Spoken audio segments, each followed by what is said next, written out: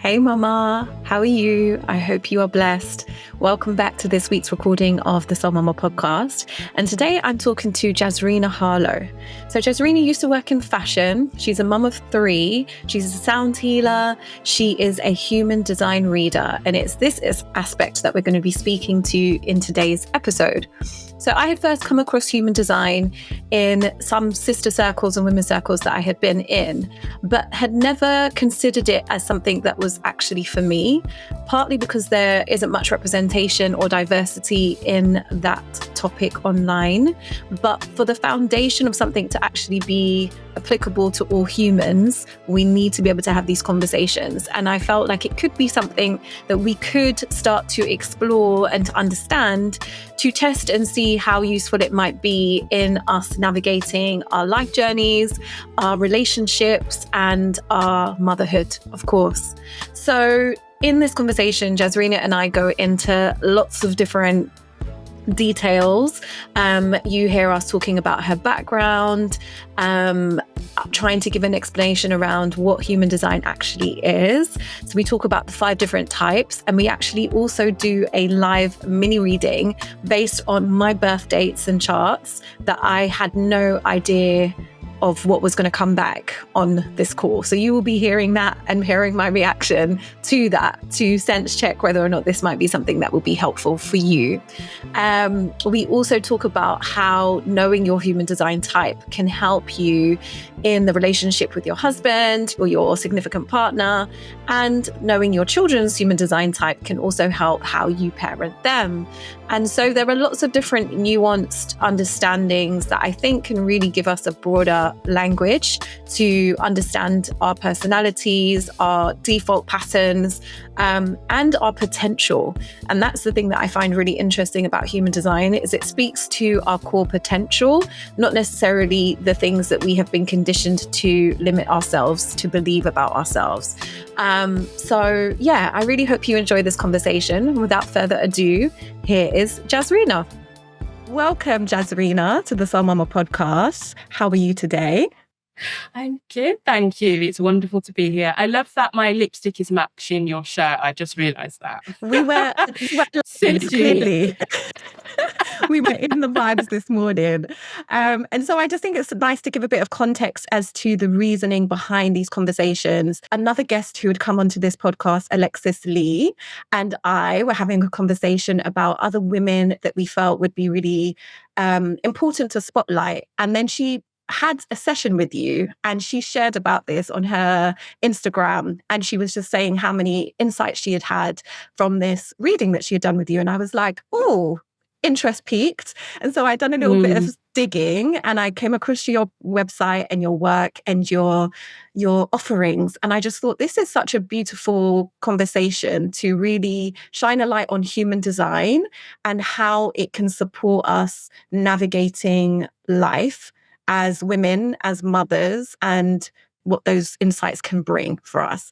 So It's a pleasure to have you here to have that conversation.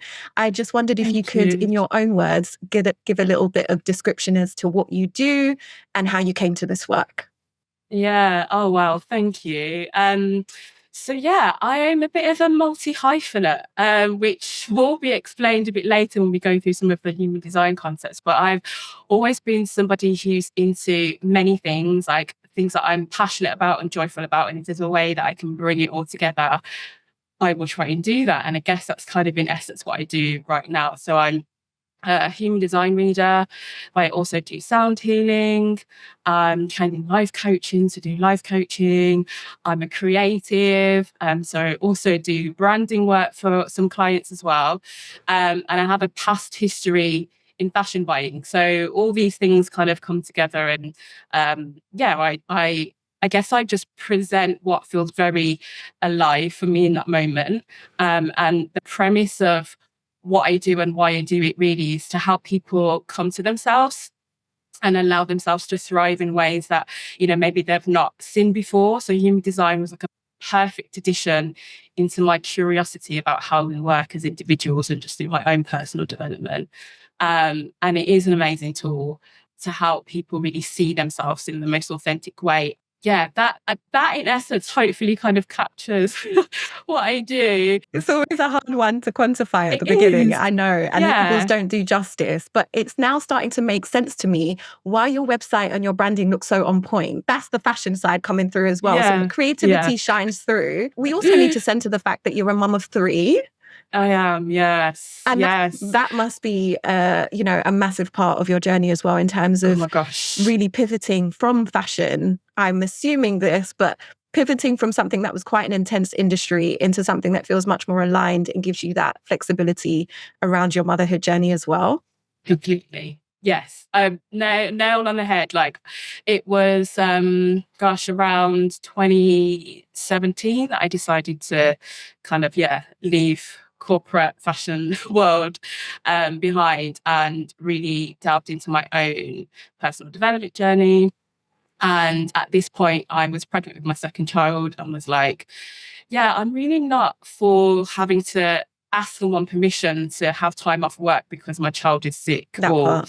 I was known for working really late, and I guess, all sort of industries, especially corporate life, requires you sometimes to work more than you're actually paid for. And I just had this real one sense of guilt that I was trading time with my children for a career that I actually wasn't feeling anymore. And I was like, I'm not doing anything profound here. Like, I'm not, and, not suggesting that I want to have this savior complex, but as in, like, I'm not saving anybody's lives, and I'm feeling very depleted by something that actually doesn't really mean that much to me. Like, I'm an enthusiast about fashion, and I love, working in kind of professional spaces and working with people. It's more the people actually that I love.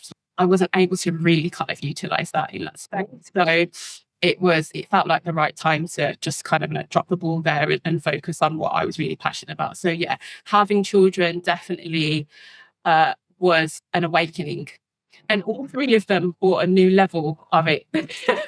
Through their birth, I realised another part, or activated, or we even remembered parts of me that I think I've probably lost over time.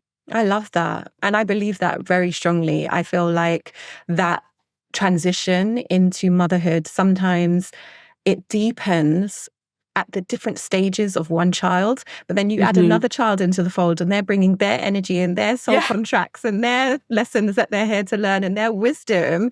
And it's like, oof, another layer to unfold. Let's begin at the start, which is, what is human design? Oh, wow. So human design is an esoteric wisdom, or a fusion of esoteric wisdoms that are synthesized together. So at its core, it's kind of grounded by Chinese astrology, which is known as I Ching or I Ching, depending on what side of the sea you are. It's also grounded in Western astrology as we know it today, the Kabbalah system, and also the chakra system. And there's some essence of quantum science that's kind of thrown in there as well, which is a fusion of these systems that has a snapshot of who you are based on where all the planets were when you were born. So a bit like astrology, in fact, it's a lot like astrology. It's a snapshot of your birth chart. And from all these different synthesis information, you then are given this body graph, which shows your energetic imprint. And that for kind of gives you information about how your energy works in the world, how your preferred style of living kind of is. So how you like interact with other people. So it's great for like relational dynamics. It's great for understanding yourself on a real authentic level, especially about how your energy wants to show up. The premise of it really is that it's an amazing decision-making tool, really, like in a very simple way. It shows you how to use your body's intuition to show up in the world and become akin to what you love, what you're passionate about, what lights you up, how you can be authentic. And so therefore allows you to have more ease and flow in your life when you kind of work with it. We're all raised in different ways, right? So there's lots of conditioning that comes from the external and we internalize them. So when you kind of discover your human design, it's quite a journey to start working with the system, because actually we kind of have to like release and let go of things that we have either intellectualized in some ways or has been projected onto us, and really start to tune into like how we truly feel. And of course, it's one system, right? All these different wisdoms have their own flavors of how to help us become our most authentic self. It's just a different type of tool, and it's not a religious system, it's not faith-based. It's really just on these kind of like amazing principles that were already available to us. Well, when I'm hearing you speak, I'm thinking it sounds cross like personality test, Yes. cross like astrology sign, and then like this opportunity to kind of uncover the imprint that you came into the world with based on the time and the specifics around your arrival. So when you actually chose to come through. And it's really interesting when we think about circumstances around our birth, because so much of the environment or the circumstantial conditions we think of as like accidental. I was due at this time, I was expected at this time, but then I actually came, quote unquote early, or I came late, or, something happened. And so people don't assign a sense of deliberateness around their timing of arrival. That does have a massive significance, and it just takes a little bit of awareness to be able to unpack that and understand that. And so I'm really fascinated to unpack this a little bit further. I've heard of people speak about it, especially on socials, as a manifesting generator, IXXY. One, I'd never thought it was for someone like myself, because the women I see proponing and kind of speaking about these ideas never really seemed to be a diverse group of women. And two, I guess because I didn't know much about it, I never really understood how I could directly relate or access the deeper information. And so to be able to have this opportunity here, I would really love to unpack what the different types are and how many of them there are, and how it kind of, how it flows from that perspective. What I'll just add actually, which will kind of speaks to what you just mentioned, is that whilst human design gives you a snapshot of the time that you were born, exactly the time you were born, it also gives you a snapshot of, I think it's exactly 88 days beforehand. There's two planetary snapshots, and the 88 days beforehand is known as the unconscious side of the body. So it's known as the design side, and then the time that you were born is known as the personality side of you, which is the more conscious side of you. Interesting. Yeah, the design side of the body, there's no shifting from it. It literally is like the unconscious of who you are. So it's harder to kind of shift away from that or be conditioned away from that. And most of us, when we look at our human design, we know these things to be true about ourselves, but because of maybe the lack of awareness, so to speak, we don't necessarily see them as like specific attributes or specific potentials. So that's always interesting to reflect back to people what the design side looks like for them. And then obviously the personality side is, like I said earlier, the conditioning that we get, we kind of move away from our potentials there, because we get told to, how we're supposed to act, how we're supposed to show up, what we're supposed to be doing, what we're supposed to be studying. There's ways for us to kind of reach back to our like authenticity.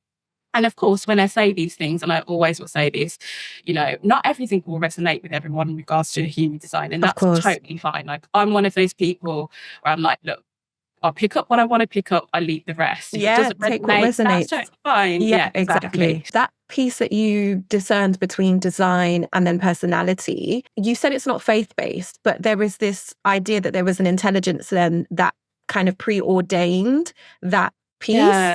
What's the thinking around that? Because I believe that spiritually, but I know not everyone shares that belief. So the 88 days snapshot is within human design. The belief is that your consciousness drops into your mother's womb.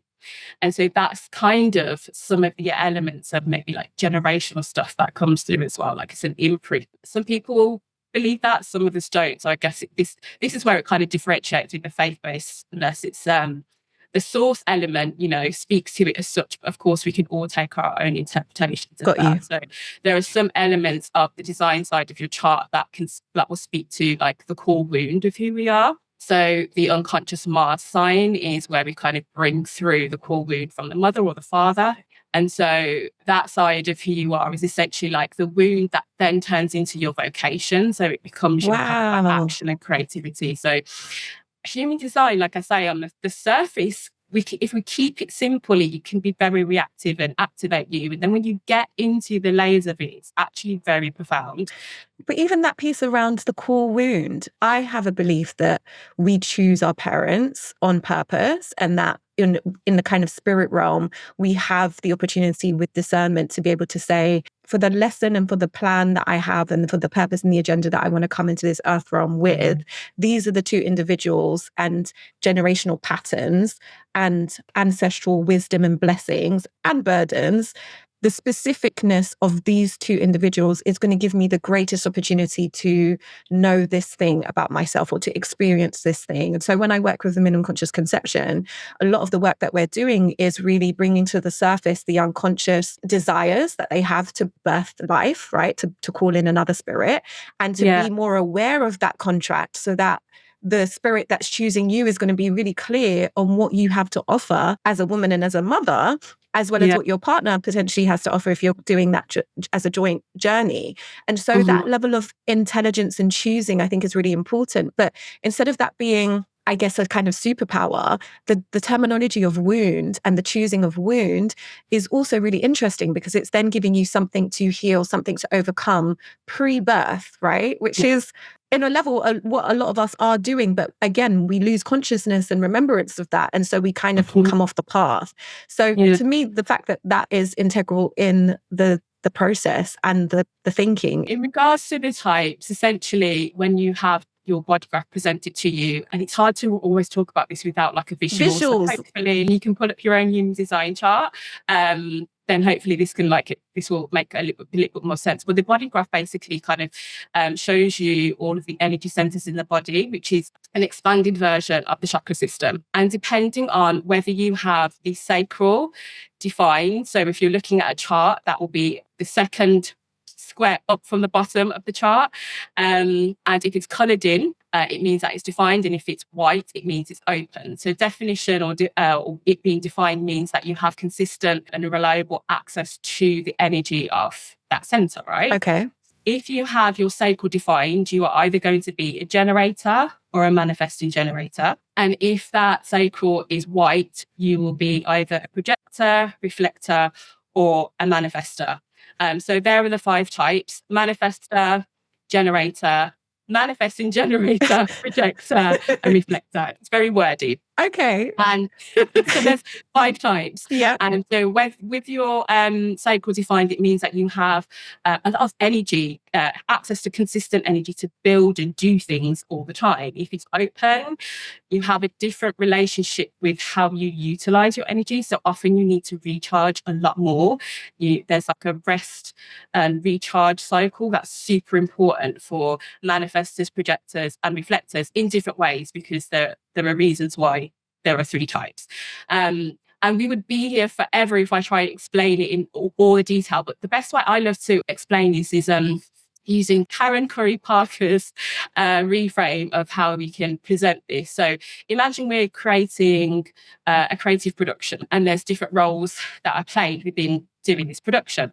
You have the manifestor, who acts like the producer. Right. So they have the visions, these big ideas, and they have the energy to initiate these big ideas. And they have these visions that want to be basically turned into form. They want to create them. The challenge is that they don't necessarily have the energy to actually build the thing that they wanted to create. So they need to bring people on board with the vision. So the producer's like, I've got an idea. Right, guys, come along. Anybody who's interested, let's get on this, project and create this film or this production. So that's the manifestor, and their energy is very much like, I have this idea. Who's coming on the train with me? Come along. Who doesn't want to, that's cool. You can, stay behind, and they'll be off. They're very spontaneous and quick with those ideas, right? So that's the manifestor. The generator would come in like the film crew. So they're building the film set. They're getting all the actors in. They're like got the energy to get things going. So the generator comes in with the energy of like being inspired by, ideas that are brought to them or things that they're seeing. They're responding to it and saying, yes, I have the energy for that, or no, I don't have the energy for this. So they're building away and getting everything done energetically, providing that they love it, right? There's a caveat. They have to love what they're doing for the energy to be there to They have to support. resonate with the overall vision. Exactly.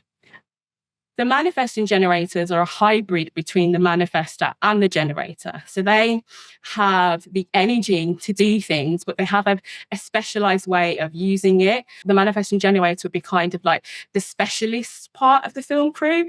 They've got these different ideas that have come in and have fused it together. And we're like, okay, maybe we can do this, or this is what we should do with the lighting. Or maybe they're like, you know, in this context, like CGI experts or whatever. Got it. They've got a specialism in their field, and they're really honed and excellent at that thing, but it needs to be able to feed into the bigger picture. Exactly that. The projectors would be like the directors of this production.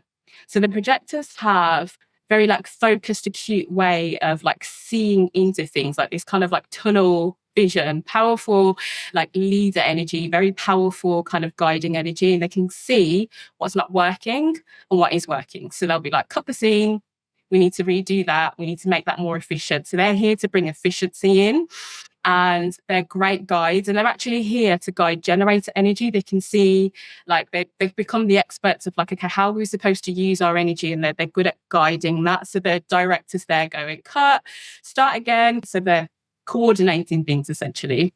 And then the reflectors are the observers. So they're like the audience critiquing what's happening. So they're like the barometer, sensing everything that's happening. So they're also sensing like what isn't working and what is working, but they're actually them, they sort of mirror it back to us. So they will give us the critique in their own sort of way. They're looking at the overall picture. So it's not specific just about energy. It's like, okay, how is this affecting everyone kind of collectively? So that's a fun way to describe the type. So hopefully that that's so helpful. And even as you're describing that, I'm noticing parts of myself that feel aligned with particular parts, and also noticing how, I know this is probably true for a lot of women, we try and be everything, right? So it's like, I've got the idea, I've got the inspiration, I need to have the energy and the capacity to learn the skills to make this thing happen on my own without support. Yeah. And I also need to be able to step back from it to be able to see if it's working or not. And I also need to be able to see how it works in the bigger zeitgeist of where I am in life and the community. And it's like, you're trying to do everything from A to Z. Whereas what I'm hearing is that if you understand where you are in those roles, then it gives you permission to be able to zone into your space of genius and get really good at what you're good at naturally, and not necessarily overcompensate by having to do all of the things that you're naturally perhaps less aligned to doing anyway, and then be able to call in support and help from other types who are good at what they do in their zone of genius. And so almost having a language to be able to explain that, I can start to see how that really helps, not only in terms of work and creativity, but also in family dynamics and relationship dynamics. And so I'm already like seeing all of the different ways that the knowledge can be able to support how you're showing up in different aspects and areas of your life. And the key word for me is what you just said, is like, it's language. It's being able to articulate like how you feel, like a sense of how you feel and kind of like vibe with life. And then you can explain it to someone else to improve relational dynamics, or even like have more compassion on yourself. Like you said, we kind of like push ourselves to try and be and do everything, right? But then also have compassion on others. Like when you witness somebody kind of acting in a certain way that you may not necessarily kind of like resonate with, you then kind of say, well, hold on a minute, maybe they're not designed to work in the way that I am. And so we can then be more supportive to each other. It's not about kind of like, I can do this, or every type has their like the most amazing, beautiful, potentials to them. And what is really lovely to layer it on to what we've just spoken about is that even though, I think we're different types actually, but if we did have the same types, there's still individualness within us, because we can go through profiles, we can go through what centers are open, because not everybody will have the same centers opened in their chart. There's still this granular data that we can access about, okay, how do I still get to show up and be myself, even though I am this type? Like, I don't want to put anyone in a box. And that's the thing about human design, actually. Whilst there are types, it's really not about labels. It's also known as the science of differentiation. So it's like, how we are different, but also, the same in lots of ways. And we just utilize the energy differently. What came through when you were just speaking, you were talking about compassion and understanding how people might be different to you or how they work in different ways to you. But what I was feeling into was also the compassion that you can give to yourself. Yeah, exactly. Because if you, for example, the type of person who generates a lot of ideas and gets a lot of inspiration, perhaps you've started like 7 businesses and none of them have really taken off the ground. But then you understand about yourself that perhaps you're a profile who is really good at the inspiration. You're really good at accessing that creative idea. You're really good at the design. But then the actual energy that is going to take and the capacity that is going to take to bring that thing fully through, you might not have that access. And so because you've not known that before, you've judged yourself and berated yourself on your inability to follow through, which is what society will label that, like flaky or inefficient or whatever. But instead of that kind of harsh inner critic judgment, you can start to understand, well, actually, that's partly my strength. And maybe I can lean into that and then start to partner with others who can support me in bringing that thing to life all the way through. Yeah. Compassion for self and compassion for others. And then also this piece that you said as well around understanding there's always still nuance, that it's not like a massive, catch-all that needs to be really rigid. It has the potential to still be really personal and bespoke to your uniqueness. And so before we came on this call, me and you had a conversation where I was just like, okay, I want to know if human design is actually going to be a really relevant conversation to have on the Soul Mama podcast. And so I wanted to field a lot of these things. And I haven't had a reading with you, but I sent you my birth details, the day, the time. And I was really curious to hear what came through from that, just so that people get a sense of what a really short reading might look like, but also the beginnings of whether or not that really resonates with me as I experience myself right now. Yes, of course. And this will be like a super mini one because my readings normally take like 2 hours, and that's because I really try to get into as much detail as possible, so someone can have access to all the things that is available to me, and I share that. So whatever they resonate with, they can take bits here from it and whatnot. But thank you for sending your chart details over. So I'm going to go through your human design. So based on the time that you were born, you're a generator. So you are, the film crew. You're part of the film crew gang. So what that means for you is that you have your sacral defined, and by definition, you have access to consistent and reliable life force energy. So, it's like that vitality, being able to build. You're also known as the builder. And as an interesting fact, for those of you who are new to human design, 70% of humanity are generators. That's manifesting generators and generators combined. So that also kind of speaks to why the world works in a certain way. And so the other 30% lies in the projectors, manifestors, and the reflectors. And so, those types can begin to see why they may not always relate to the way the world wants to kind of keep on moving, building, growing, evolving. Having kind of access to your generator, your speciality is having the sacral defined. How life shows up for you is that you're responding to the world outside of yourself. So the world is like, hey, I have this available or that available. And your sacral is literally responding to that. It can be a very visceral response, by the way, but sometimes our minds will kind of block that out. If we're not in tune with our body, we will try to intellectualize why we want to go for something and why we don't want to go for something. But when you are in tune with the sacral, you will feel your body either recoil or make a sacral sound. So for those of you that are generators, there's such a thing called sacral responses. And when you're really into something, it's like, yes, yeah, that's the yes. And you feel it in your body. It's like this buzzing, energy that's like, oh my God, let me go and do that now, right?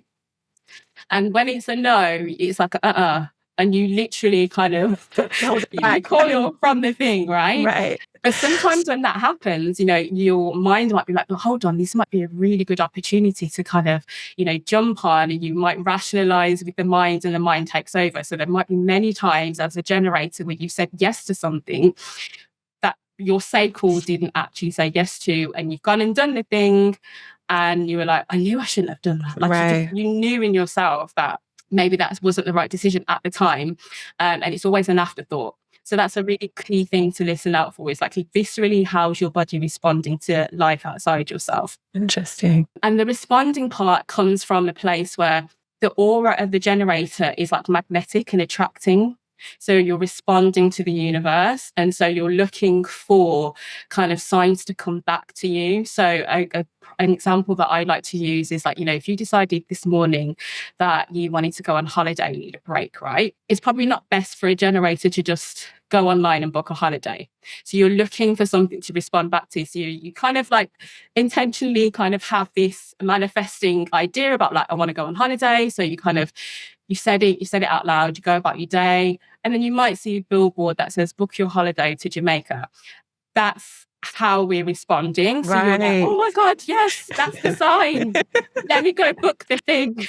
Every type will have a different authority. If you're a generator, you will either have a sacral authority or an emotional authority. And you have a sacral authority, meaning that you can basically decide in that moment. It's very kind of instinctive. It's like, yes or no. And you can trust that. There's room for a sacred pause, always. Love that. Yeah, I think that's always important, just to be like, let me just double check that, right? Yeah. But you can literally decide whether you want to do something like yes or no right now. So that's the kind of like key indicator of the sacral. You're responding to life. What do you want to say yes to? What do you not want to say no to? And then that authority piece is just helping your intuition become more attuned to like what you're really for and what you're really not for. Because the key indicator for the generator in regards to like, am I feeling, or are you feeling in alignment with your own sense of self and authenticity, is satisfaction. Like, it's looking to feel fulfilled. It's looking to feel satisfied. And your energy wants to be used up because you have access to it all the time. So it's actually like correct in many ways for generators to be doing things and busy and building, and to go to bed exhausted because you're like, I've used my energy up today. That's great. What can feel really frustrating for generators if, you've got energy to use and it's not used on anything, you get into a space of frustration or feeling like we're going through emotions and stuck in a rut. So whenever you feel like that, it's always a good opportunity to just check in with yourself and sense check whether you're feeling good about the things that you're doing, whether you need to just readdress things, maybe you just need to rest for a moment. So it's a good sense checker to be like, okay, yeah, I feel like I'm on the right path or road here, or otherwise like, no, you know what, things are feeling frustrating. Let me just pause for a moment just to recollaborate. And in addition to that, it could also mean if you're feeling kind of stuck in the mud motion, that actually momentum's building. So as generators, we kind of like feel this energy like, there's something around the corner. So the frustration isn't always like things aren't happening. It's like, it's just like happen soon enough. Thank you for that. I mean, I'm sure it goes much deeper. Definitely take some of that offline. But just to give a snapshot into the level of depth that you can go through just by birth date, right? There were definitely some things that you described there that I 100% resonate with and see in myself, especially the sacral sound. And what came to mind was the video of my wedding. And we had a beautiful celebrant. We got married to me and my husband like 10 years ago in Ibiza. And every word that the celebrant had said, I was literally like, yes. In the video. And so every time I look at that recording, I'm like, gosh, Nahanda. Like, because it felt so resonant. And I was so grateful because we spent all of this time trying to find this woman, and she really aligned with all of the things that we believed about marriage and union and sacredness. And it was literally just like, I could not stop myself. And I forgot I was mic'd up. So I was literally just like, on this podcast, that's been my biggest learning, is that every time someone says something, I have to like stop myself from shaking the camera, because I'm literally like, yes. And I have to really tone it down just for quality of production and blessing the listeners' ears, to just be like, okay, let's reserve that with a nod. So yeah, I can definitely testify to that. The thing that I don't feel was the access to constant energy, because for me, energy has been a real challenge, because I find that there is this like juxtaposition between how much I can do and how big the vision is. And so I'm Yeah. always like, I want Soul Mama to be serving so many women in all of the places, in all of the ways. And I have so many ways in which I can do that through my Yeah. meditations, through my one-to-ones, through the group, through writing, through speaking. And it's like, I don't have enough energy in the tank to show up for all of these things at the capacity that I would like to get them all at the level that they need to be for this thing to work. But the vision doesn't go anywhere. And so trying to find ways to, I guess, leverage others' energy is something I'm stepping into now, where it's like, I'm the only person hired in my business to do everything. Why not start to expand and delegate and call in? And it's something I'm learning in my motherhood as well. It's like, yes, I can be the person who does all of these things. It doesn't mean I should, it doesn't mean I have to. So, so yeah, that's feeling really strong as well. And then the last piece I just wanted to share was the instinct, like is this thing true or not? Or is this thing right or wrong? Especially like when I'm working with women one-to-one, like during conscious conception or pregnancy. Yeah. And even just recently, I found people who I've worked with like 2 years ago, they've come back to me and they're like, that meditation that we did where it said X, Y, Z, like it's come to pass now. And I'm like, it's one of those things that I probably should turn up, but I'm very aware of how it can show up, potentially for other people. And so I'm very responsible in just like refraining from sharing, oversharing, those kinds of things. No, I hear you. And that's a beautiful reflection.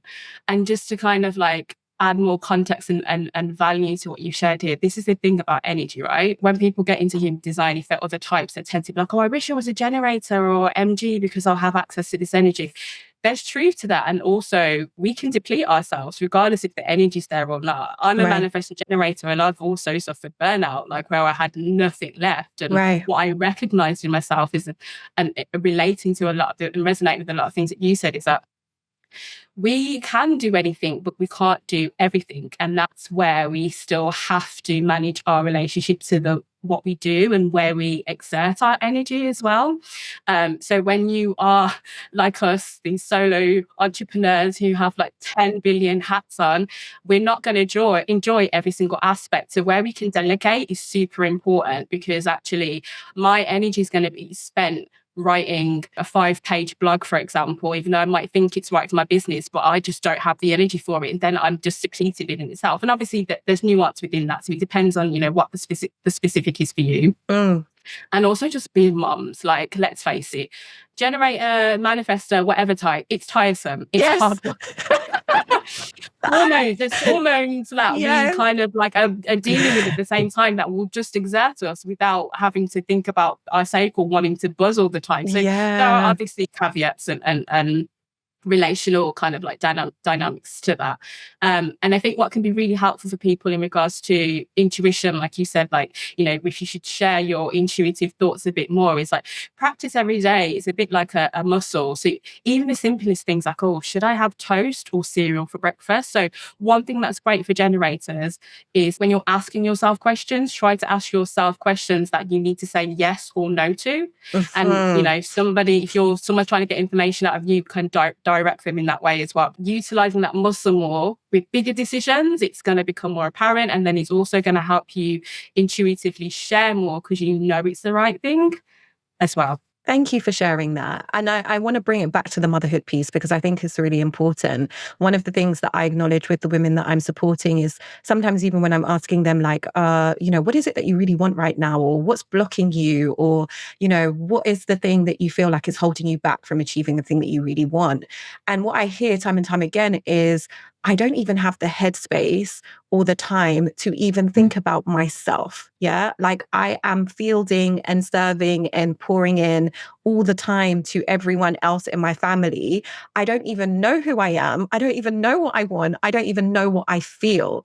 And so for me, the first foundational piece of all of the work that I do is really creating space. There needs to be space to slow down and to have what you called so beautifully that sacred pause to actually start to register again, like, where is my body on the radar? Like, what is showing up for me in my life? Like, Are the things that I thought I wanted to do still what I want to do? Am I still good at the things that I thought I was good at before? Because now I might have some different strengths, and all of those things around who we are and how we self-identify post-motherhood, I feel is a really important journey of like understanding the importance of seasons. So even though I'm hearing you speak about, energy and intuition and all of the things, if we're constantly in a space of overwhelm and exhaustion, none of that potential is going to show up. And so for women who are mothering more than one child, multiple children, mothering solo, mothering, in the postpartum breastfeeding, like this is probably not the time to be understanding and working to your highest potential on the outside manifestation of that, because it's really an inward time. It's a time to be with you and baby and children. And it's only once we get past that motherhood haze of early motherhood that I think we start to need to pick up those fragments of ourselves again and really assemble like, okay, these are all the pieces that I'm still left with. What do I want to build? How do I want to put them back together? Who am I on the other side of that? And so for any women who are feeling like, oh my gosh, that just feels like another pressure, I'm giving you permission to say, choose the season for which this is right for you. And it might not be right now, but it could be. And so for the women who are at that stage where they're like, okay, you know what, this is a time for self. This is a time to come back to me. And I really do want to understand how human design can help.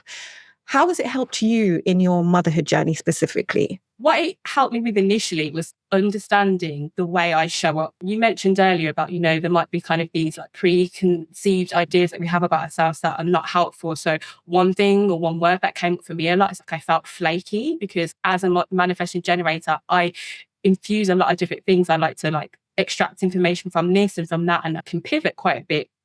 And so I always felt flaky being like multi-passionate when the world's like, oh, you're supposed to niche, have one thing, one idea. And I'm like, that doesn't resonate.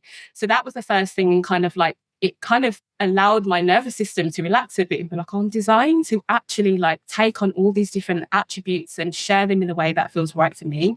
So that gave me more confidence and trusting myself.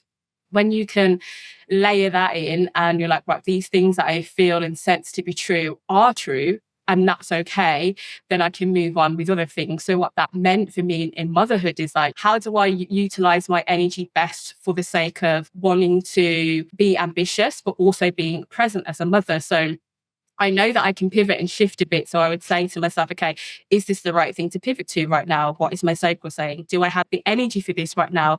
What is my sacral saying? And that then kind of balances and keeps me in check about how fast pace I want to move, because that's a natural tendency as a manifesting generator. On top of that, what helped me is knowing my children's design. I use it as a tool, so I don't like to use this as an indoctrination at all. And I'm also like, experimenting with the information that I have and seeing how I witness that in my children if it kind of shows up. My eldest is a manifesting generator like me, and then my youngest two are both projectors. It allows me to understand their energy a lot more. So when they're a bit more slower pace and they're chilling, and my eldest is running around like a chicken with his head off, I'm like, why is it so different? I get that my son wants to burn energy. He has to use it up. So he's just sprinting 24/7.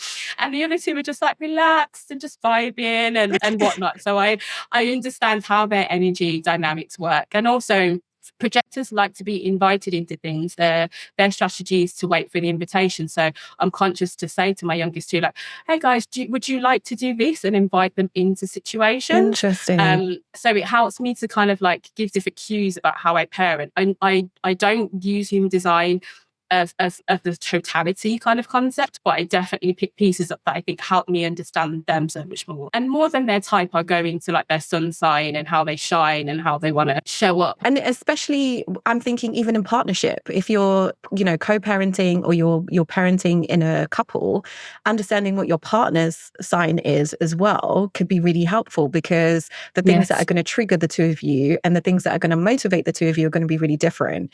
And so even when you were describing mine, E39, his human design is. It will be interesting to find out after this call. But because he works in a completely different way, he's all about efficiency, he's all about process, he's all about logic. And so just really understanding the nuances between partners, I think will really help in building the family dynamic around the things that you're both really strong on and the things that you need support on. Yeah. I know there's so much more to go, but for women who are intrigued and are like, I have space, I have capacity for this, I'm really curious about where this can go and how it can benefit me. How can they come into contact with you, and what would be the first step in kind of understanding more about their own personal human design? My website is www.jazreenaharlow.com. And you can go on the website and click on Get Your Chart. And if you know your birth time, date, and location, you can pull up your chart on my website. And it just kind of gives you a flavour of like the topics, like what type you are, profile, etc. Ways to work with me is I offer human design readings. I am going to be running a human design learning program. So I'm creating study groups that people can actually understand their own human design chart first. I feel like that's the best place to start, of course, is knowing and understanding yours. And then it can help you then kind of pull charts for your family and friends and utilize it in these relational dynamics that we've spoke about. So yes, there's basic readings where we just cover like the foundational stuff of human design, which is your type, profile, your centers, etc. And then there's an advanced version where we go like really deep and we can kind of get into the planetary aspects and like more juicier stuff. And of course, there are lots of resources online that you can look up. Highly recommend a reading because it really does kind of, attune all that data to you specifically, as opposed to these general abbreviations of what aspects of human design are. So yeah. Oh, thank you. Thank you for bringing us through that in such an eloquent way. The last question I always ask guests is, what is the one thing you would want mothers to know? That it's okay to be you in whatever that means to you, whether it's like, you're tired, that's okay. Today you have energy and you're thinking you want to kind of take on the world, that's okay. Utilize what you can to the best of your ability without judging yourself. I think compassion for yourself, first and foremost, is such a huge thing. And I know it can be really hard to do, but, as a mother, the best way to be the best moms is to serve yourself first so you can be the best for your children. And so whatever that looks like to you, lean into that always, and always ask for support. I think I said two things, but you know what? Why not? We did that both. Definitely. Both of those pieces. Ask for support always. Yeah. Yes. Jazreena, it's been a pleasure. Thank you so much for coming on today. And I look forward to going deeper into this work with you. Thanks for having me. It's been wonderful. Thank you so much for listening to that conversation with me and Jazreena. I found human design and the whole origin, philosophy, approach really fascinating. I think if we kind of take heed of what Jazreena was talking about in terms of it not being something that is a rigid structure that we need to impose on ourselves or our families, but it can actually be something very fluid that we test and we see what fits and what resonates. I think that's going to be the best way to work with it. And so having sat with the fact that I found out that I'm a generator, and I can't lie, there was part of me that was like, dang, she said like people want to be a type that they're not. Like I really thought I might be a manifesting generator because of all of the ideas that I have, but actually it's made me challenge my own limitations and thinking about the ways that I think about my energy. So generators obviously being something that a type that can still show up and continue to serve and to provide and be consistent. And that's exactly what I'm going to need on my soul mama journey and on my motherhood journey. So that felt like this was something to sit with and to really take back and away and to see if it works for me. And so I hope if you are interested, you take up Jazreena on her offer to visit her website, check out what your type is based on your birth date and your birth time, and to see what fits. Does it work for you as a framework that you may be able to understand yourself better, your partners better, your children better? So that's always my hope for you, that you could take away something that's actually valuable and useful on your motherhood journey. And as always, if there are questions that you have, things that didn't really feel feel clear or things that you would like to speak on deeper, or even if you just have suggestions of a podcast theme or a podcast guest, hit me up on Instagram at Soul Mama Journey. And I love to see all of you over there.